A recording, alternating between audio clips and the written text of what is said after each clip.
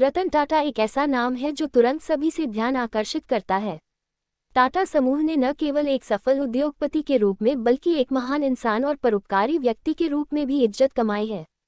भारत में सर्वश्रेष्ठ अध्यक्ष के रूप में पहचाने जाने वाले रतन टाटा ने हमेशा सामाजिक और कर्मचारी कल्याण को वाणिज्यिक लाभ से ऊपर रखा है।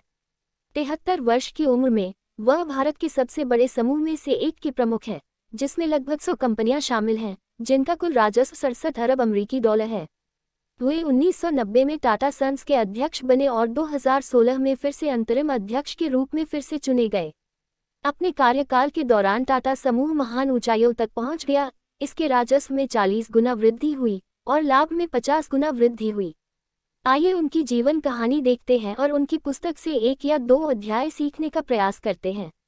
बचपन और प्रारंभिक जीवन। रतन टाटा 1937 में मुंबई में भारत के सबसे समृद्ध उद्योगपति परिवारों में से एक में पैदा हुए था।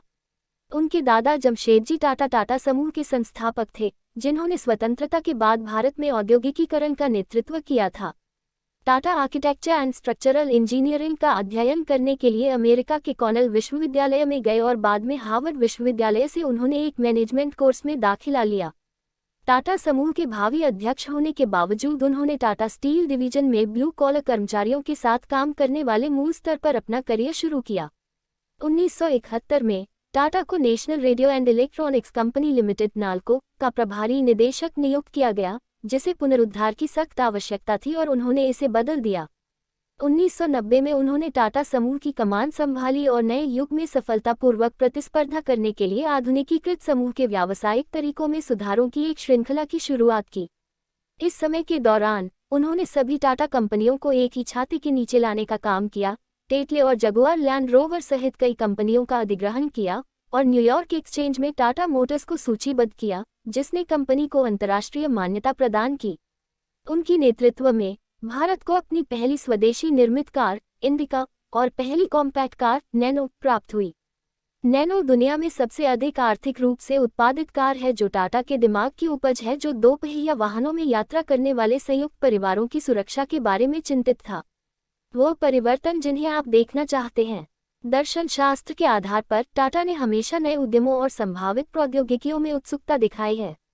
उन्होंने कई स्टार्टअप और अगली पीढ़ी की प्रौद्योगिकियों में कई छोटे एवं बड़े निवेश किए हैं।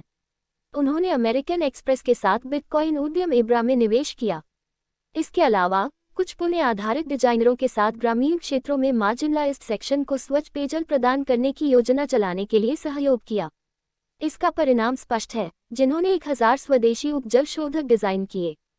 टाटा मोटर्स ने गुजरात के सानन में अपने विनिर्माण संयंत्र से टिगोर इलेक्ट्रिक वाहन का पहला बैच भी शुरू किया है। अपने सभी अर्थों में एक सच्चा नेता, टाटा नेतृत्व का एक सच्चा अवतार है, जो हमेशा वाणिज्यिक लाभ से पहले मानवीय लाभ में विश्वास रखते थे। वह ग्रामीण भारत में गुणवत्तापूर्ण जीवन एवं शिक्षा प्रदान करने वाली अनेक परोपकारी गतिविधियों में शामिल है। उन्हें अपने जीवनकाल में कई महान उपाधियां मिली है। 2000 में भारत सरकार ने उन्हें पद्म भूषण से नवाजा और 2008 में उन्हें पद्म विभूषण प्राप्त हुआ। इसके अलावा उन्हें ओहियो स्टेट यूनिवर्सिटी, वारविक विश्वविद्यालय और Asian institute of technology, Bangkok से ऑनररी डॉक्टरेट सहित कई अंतर्राष्ट्रीय पुरस्कारों से सम्मानित किया गया। उनका भाग्य जीडीपी 300 मिलियन की चौंका देने वाली मात्रा के साथ खड़ा है, लेकिन वह टाटा समूह के विशाल समूह में 1% से भी कम के मालिक है। टाटा समूह के अधिकांश शेयर कई धर्मार्थ ट्रस्टों के स्वामित्व में है, जो कई परोपकारी गतिविधियों को वित्त पोषित करते हैं। एक असाधारण इंसान और उद्योगपति, आश्चर्यजनक रूप से रतन टाटा फोर्ब्स अरबपतियों की सूची में कभी भी शामिल नहीं हुए हैं।